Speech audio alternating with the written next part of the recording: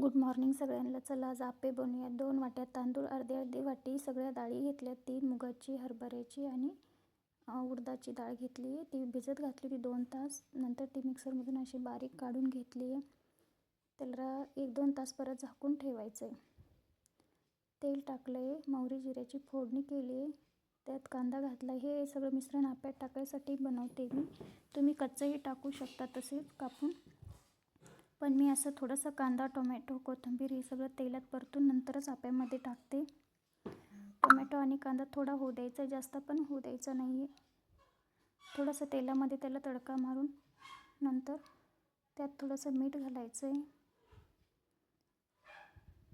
आणि त्यामध्ये थोडीशी लाल मिरची, हळद, थोडंसं नॉर्मल घालायचं आहे, जास्त नाही, जास्तही तिखट नाही करायची.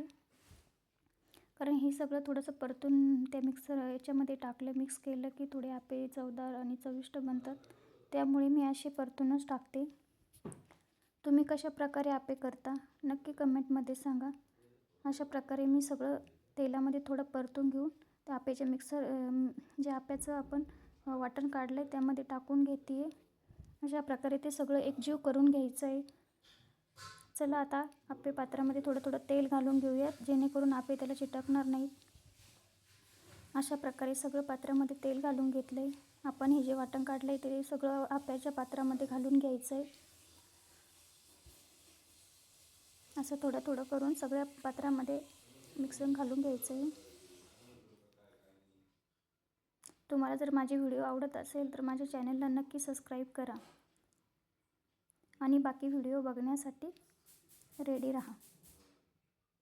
हे बघा, अशा प्रकारे आपण सर्व पात्रामध्ये आप्याचं मिश्रण भरून घेतलं आहे. ते झाकण ठेवून एक 5-10 मिनटं होऊ द्यायचं आहे त्याला. हे बघा, आपले आप्पे रेडी झालेत, चांगले वाफून निघालेत. हे बघा कशा प्रकारे आप्पे छान प्रकारे निघत आहेत. हे बघा किती छान झालेत. खायलाही खूप चविष्ट होतात असे आप्पे. तुम्ही नक्की माझी रेसिपी एकदा तरी ट्राय करून बघा. हे बघा किती छान झालेत आप्पे. आपण जे टोमॅटो, कांदा परतून घेतले तर त्यामध्ये टाकले, जिरं मोहरीची फोडणी करून ते यात मिक्स करून टाकले की अजून खूप चविष्ट होतात. हे बघा किती छान दिसत आहेत आप्पे. दिसायला एवढे छान असेल तर खायला किती छान असेल बघा बरं. चला आता आपण बाउलमध्ये सगळे काढून घेऊयात. झालेत आपले आप्पे रेडी. हे बघा किती छान फुगलेत ते.